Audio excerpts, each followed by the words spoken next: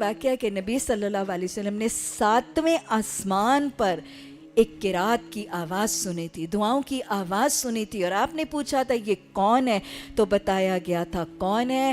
حارثہ بن نعمان، نعمان بن بشیر کا بیٹا حارثہ بن نعمان، اس کی آواز نبی مہربان نے 7ویں آسمان پر سنی تھی۔ یہ کون ہے؟ مدینہ میں اپنی ماں کا سب سے زیادہ فرما بردار تھا یہ صاحبزادہ، ماں کے کپڑے اپنے ہاتھ سے دھونے والا، ماں کے کھانا اپنے ہاتھ سے پکانے والا، ماں کو جوئیں پڑ گئیں اپنے ہاتھ سے بیٹا نکالتا تھا۔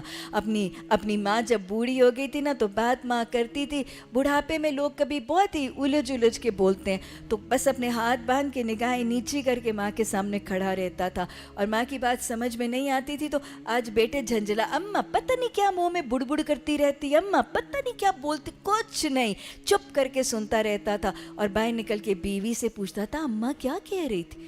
ماں کو فلا تقل لہما اف تھا، صبر تھا۔ ایسے فرما بردار کی آواز رسول اللہ صلی اللہ علیہ وسلم نے 7ویں آسمان پر سنی تھی۔ میری بہنوں، میری بیٹیوں، جن کے پاس یہ والدین، یہ نعمتوں کے خزانے ہیں، ان کی قدر کر لیجئے، ان خزانوں کی قدر کر لیجئے۔